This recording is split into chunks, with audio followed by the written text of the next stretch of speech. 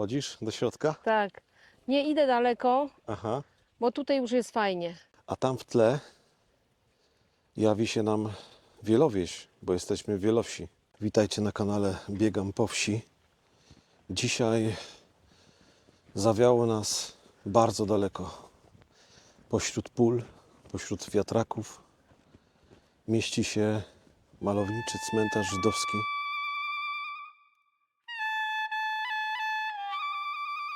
Już jesteśmy na terenie cmentarza żydowskiego. I tu, to co Ola przed chwilą wspominała, mamy pierwszy pomnik przyrody. Bardzo stare drzewo. Teraz wiatek gra jego konarami. Ten pomnik przyrody nazywa się Król Salomon. Król Salomon. No jest to jeden z królów żydowskich, Salomon. Jak spojrzycie, widać już typowe macewy, czyli nagrobki żydowskie, na których mamy kamienie poukładane. Cmentarz wydaje się dosyć mały, aczkolwiek widzę, że nie jest tak do końca. Ścieżki tutaj gdzieś lawirują między tymi macewami. Zastanawiam się tak nad tym, czy ktoś odwiedza w ogóle takie cmentarze, czy społeczność żydowska. Wiesz co, wydaje mi się, że ktoś mimo wszystko przychodzi. Kładzie te kamyki, gdzieś tutaj jakiś znicz czasami można zobaczyć całkiem świeży. No i są podpisane te pomniki przyrody. No tak, i to nawet tak fajnie, nie? Tak, i to tak wygląda współcześnie. Ojejku, zobacz jak to drzewo. Jak to drzewo się przewróciło, ale to Ale wygląda. kadr, no. No, powiem Niesamowite. wam. Niesamowite. Ale zobacz tutaj, jakie one są świetnie zachowane. Zobacz. Tak, piękne są. To tak zachowanego cmentarza żydowskiego jeszcze nie mieliśmy. Były różne tajemnicze, a ten jest taki no dobrze zachowany. I wokół, Piękny. jak przyjrzycie się, jest mnóstwo pól. Mnóstwo pól, tym razem kukurydzianych. Pięknie słońce pada na te macewy. Zobaczcie, jakie one są wyślizgane. Tutaj po hebrajsku opisane, jak to macewy. Tu symbole lwa. Często symbolem lwa, ze symbolem lwa możemy spotkać się w kulturze rastafariańskiej, która bezpośrednio pochodzi tak naprawdę od kultury hebrajskiej. Zobaczcie, jakie to piękne. Albo to, wow, to są liście chyba, skarbie. To mogą być liście, jakiego drzewa mogą być to liście? Wygląda jak dąb. Też bym tak się nie chciałem przecież tak powiedzieć, ale faktycznie może być to dąb. Bałeś się Racja. powiedzieć dąb? Więc nie bałem się, tylko wiesz co, nie wiedziałem po prostu, że to jest dąb. Nie, widzisz, Wiesz. tutaj są jakby żołędzie jeszcze Aha, no tak, a tutaj zaznaczone. widać taki Mhm. żołądź, czy to jest dąb. Dąb, jakby nie było, to jest takie drzewo długowieczne, więc może ta symbolika miała na celu pokazać długowieczność. Tutaj niestety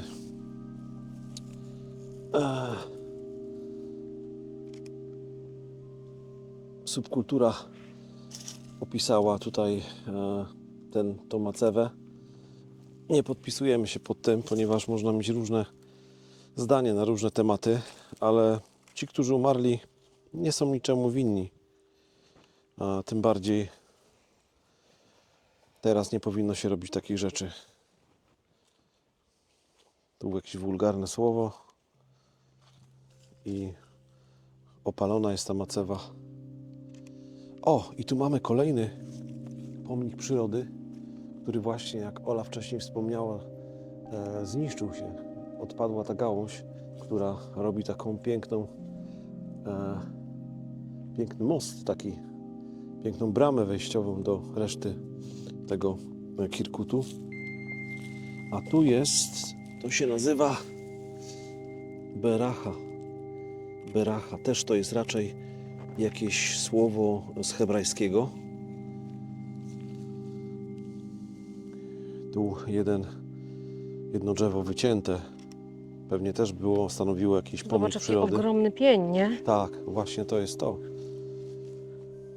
Tutaj takie duże macewy i tu przechodzimy pod tym łukiem.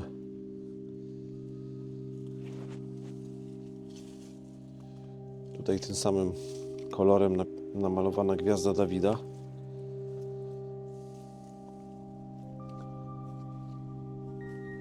Wygląda to naprawdę ciekawie. Piękne są te nagrobki. Bardzo. Każdy inny. Zobaczcie tutaj, jak wszystko rozpisane. Tu taki większy,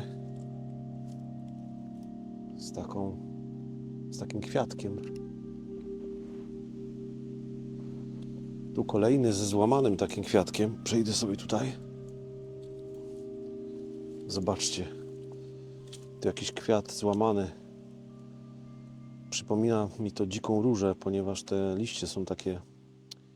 Ten kwiat nie do końca pasuje, ale powiedzmy, że może być to złamana róża po prostu.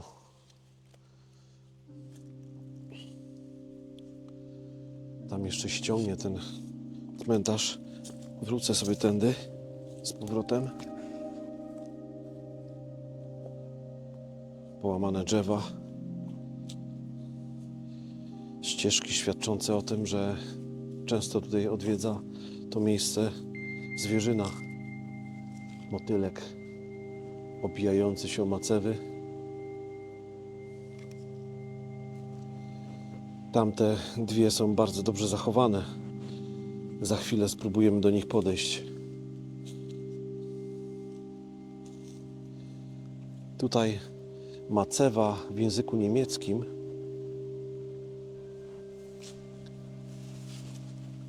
Frau Ruhestartel der Frau Marii Kochen, czyli Maria Kochen tutaj mieszkała.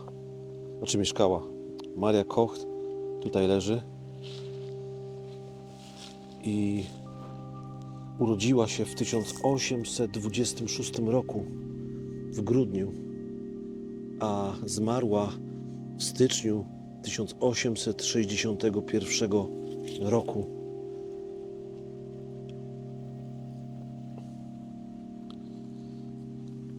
Zobacz, to drzewo też jest takie ogromne. Gigantyczne. Co tam znalazłaś? Kolejny... O, i z otworem. Kolejny pomnik przyrody. Ogromny i to też dąb. I jak na upartego można wejść do środka. Tak? I to też jest dom? Tak. Tak, też jest. Jonatan. No tak, można by było wejść do środka. No. I tutaj Jonatan. O kurczę. Czyli to jest jeden z tych trzech, tak? Ty mówiłeś, że są trzy. 4. 4, czyli mamy już trzeciego. Też drzewo, które lada moment może się zawalić. Wystarczy większy wiatr. No, ono jest takie kruchutkie, puste w środku, ale mimo wszystko jeszcze, wiesz, jeszcze jest mnóstwo liści i pewnie rodzi owoce.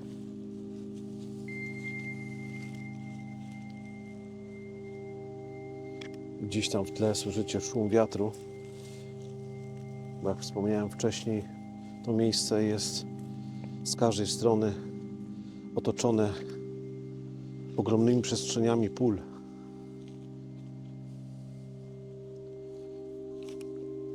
Kolejne nagrobki.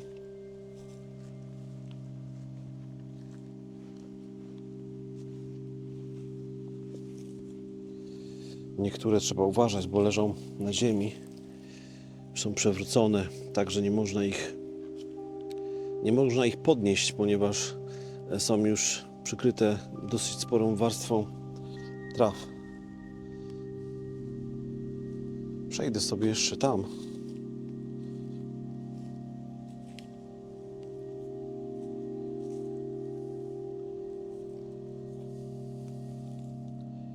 Po naszej ostatniej eksploracji takiego miejsca, gdzie byliśmy również w pięknym, otulonym z kolei lasem cmentarzu żydowskim, wiem, że przody tych macew są skierowane w stronę Jerozolimy.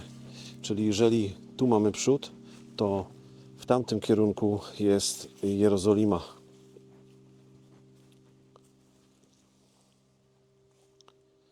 Pięknie się słońce układa.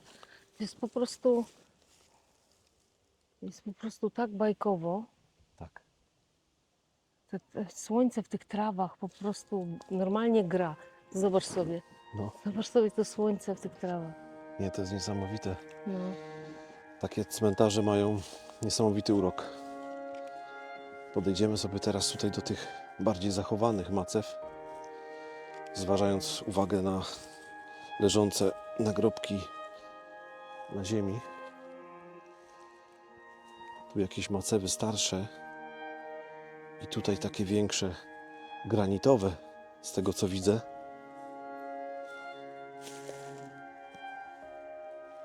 Ale ciężko odczytać, zresztą no, nie umiem po hebrajsku, więc byłoby ciężko.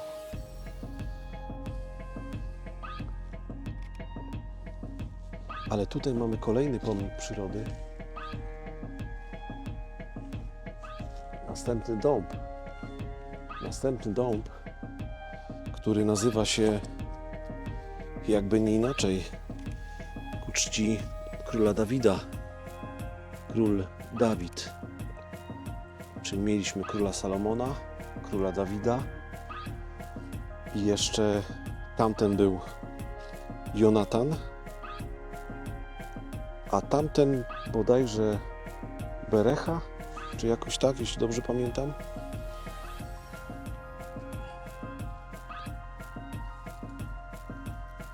Zobaczcie, jakie to piękne. Niesamowity klimat. Z tego, co się orientuję, żydowskie cmentarze nie mogą być przenoszone. Oczywiście to się zdarza. Bywały takie w historii przypadki, że taki cmentarz musiał być przeniesiony z jakichś powodów. Wtedy gmina żydowska musiała się na to zgodzić. Zobaczcie tutaj, jak pięknie wystają z tej ziemi. Wszystkie pięknie poukładane. Zobaczcie.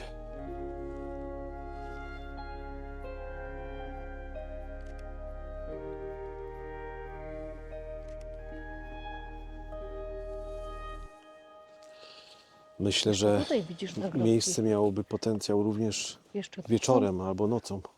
Słucham, skarbie? Jeszcze tutaj popatrz, ile ich jest. I takie mniejsze. Nie wiem właśnie, jaka jest zasada, bo są mniejsze, większe. Tutaj jest taki dół, także to wygląda na to, że ten grób się na przykład tutaj zapadł. W którym miejscu? Tutaj. Tu masz macewę, no i tutaj jest ewidentnie dół.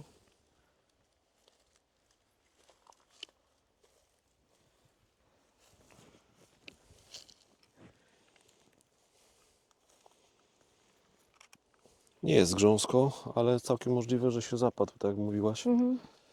A tu mamy opuszczony karmnik, albo budkę lęgową opuszczoną, która najprawdopodobniej musiała spaść z tego oto dębu, bo to jest kolejny dąb. Cały ten cmentarz jest wypełniony dębami.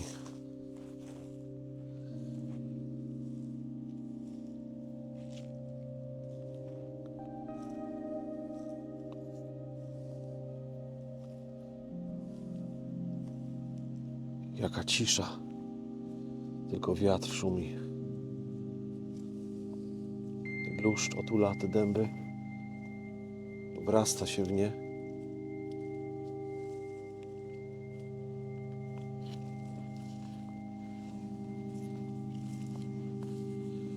Tutaj znowu motyw lwów.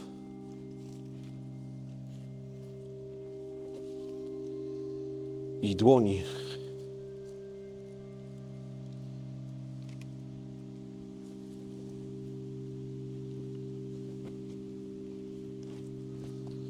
Kolejny motyw dłoni. Często widziany na macewach. Myślę, że tutaj pokazywany jest po prostu Bóg. Nie wiem. W takich miejscach ciężko mi się skupić. Zobaczcie tutaj. Tutaj jest jakiś pojemnik namalowany. Przejdę sobie tutaj.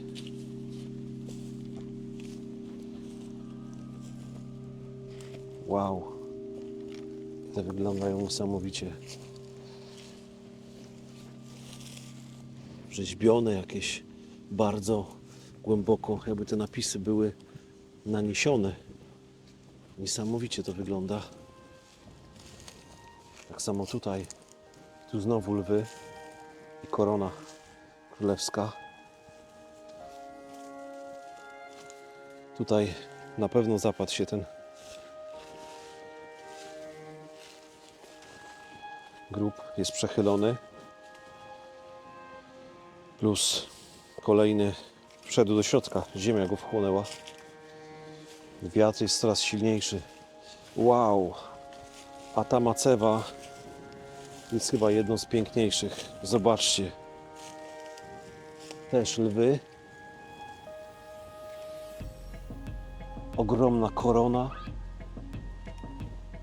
I tam następny nagrobek, taki niższy, również uzdobiony jest lwami. Mam nadzieję, że tutaj nigdzie nie wpadnę. Zobaczcie, jakie lwy. I tutaj jeden z tych nagrobków, które są ciężkie do rozczytania. Ciężko chodzić. Słucham?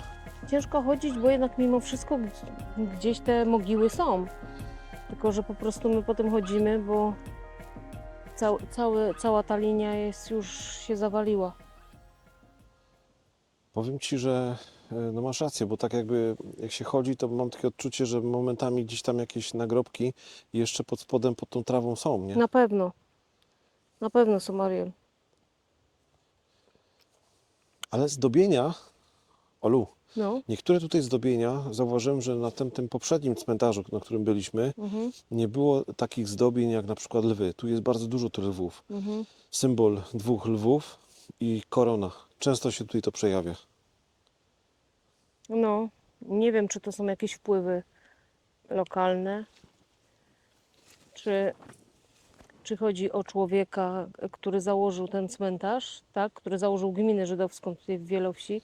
Może, ale raczej myślę, że to Czy są to- raczej w kulturze żydowskiej raczej się odwołuje do e, ksiąg pradawnych, no takich, które stworzyły tą religię. Więc raczej w tych nie powinno, przynajmniej tak mi się wydaje, nie powinno tak być, a symbol lwa jest dosyć charakterystyczny. No to nie wiem, na tym cmentarzu jest zdecydowana większość takich symboli, a na innych inna. No tak. Musi to mieć Chyba że po jakieś prostu tam znaczenie. nie widzieliśmy tego, wiesz, też tak może być, że nie zobaczyliśmy, wiesz, po prostu może takie były. Może. I tutaj znowu lwy, ja sobie przejdę tutaj. A tutaj mamy taką macewę, w której znowu jest jakiś taki puchar jakby. Nie wiem, co to jest. Lekko jakby nadpalona.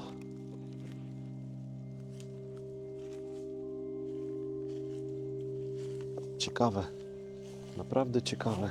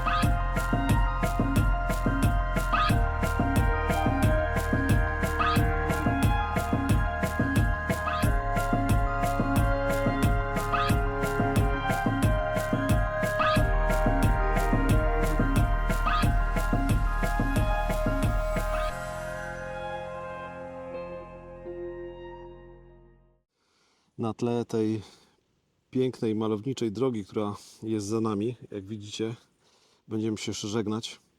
Myślę, że podobała Wam się nasza eksploracja. Tym razem zajrzeliśmy do cmentarza opuszczonego Kirkutu. Ciężko to nazwać opuszczeniem, ponieważ żydowskie cmentarze troszkę innymi prawami się rządzą i one mają tak długo stać tutaj, aż po prostu się zniszczą. No, nie ma ekshumacji, nie ma przenoszenia. Nie ma.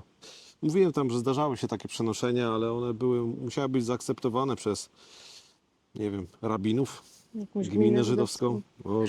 O Ktoś nie, ktoś przyjdzie. przyjdzie. Idziemy. Trzymajcie się. Cześć. Pa.